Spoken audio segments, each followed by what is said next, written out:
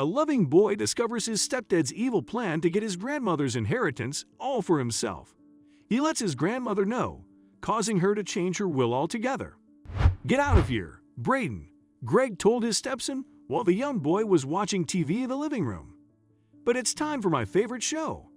Braiden whined sadly as he got up from the living room couch. "No one cares. Come on, go to your room, and don't be a bother," Greg said, flopping onto the couch to watch TV himself.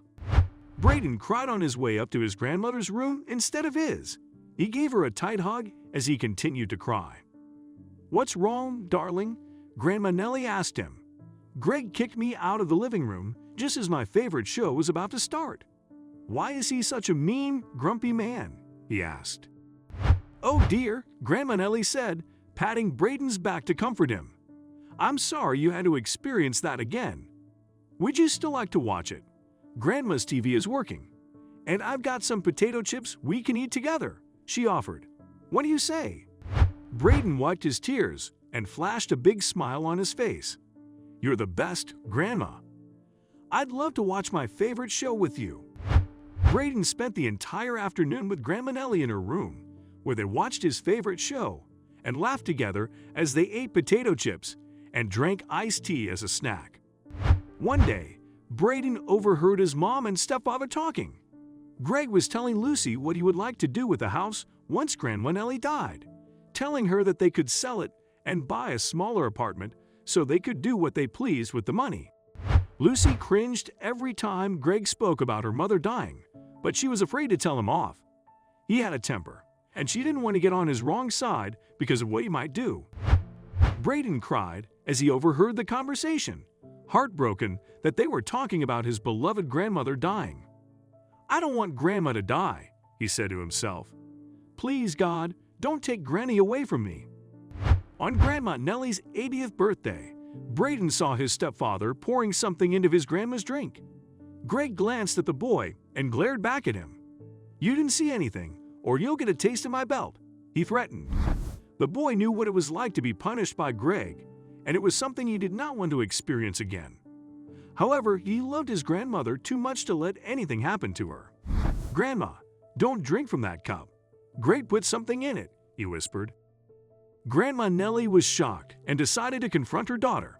"Lucy, did you know about this?" she asked. "How could you do this to me?" Even Lucy was surprised by what Greg had done and could not believe that the man she married was capable of doing such a thing, especially to her mother. She decided to give Greg the benefit of the doubt and did not confront him about what Braiden had accused him of doing. When they finally did confront him together, Greg scoffed. "How can you believe what an 8-year-old child says?" "Don't believe him. He watches too many TV shows that get to his head," he tried to lie. Grandma Nellie knew she could no longer trust Greg and Lucy and wanted them out of her house. Braiden begged to stay with her, and she agreed because she was afraid of what Greg would do to Braiden.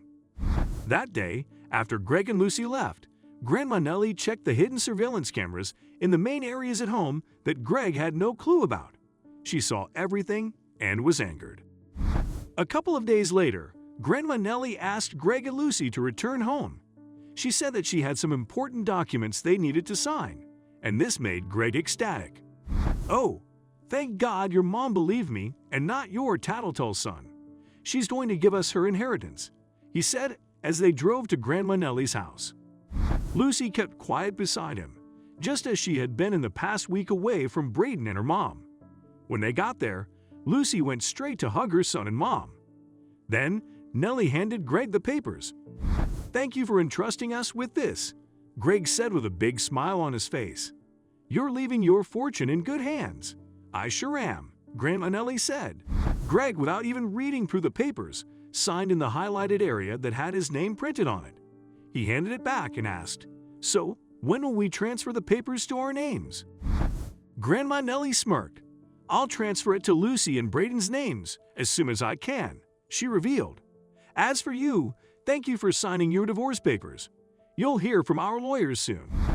Greg's eyes widened as he tried to retrieve the papers from Nellie's hands again. "No," he cried out. "I'm not divorcing Lucy." "What are you talking about?" he yelled. "You either leave here peacefully or we call the cops and charge you for attempted murder. It's your choice, Greg, Lucy told him. I can't believe I married a monster like you. Greg's worst fear was going to prison, so he decided to let the issue go. He drove away in his car and never showed his face to Grandma Nellie, Lucy, or Braiden ever again. Meanwhile, Lucy and Braiden lived with Grandma Nellie. They spent a lot of time together as a family and made the most out of the rest of Grandma Nellie's life. Eventually, they inherited the house and continued to live there until Braiden grew up.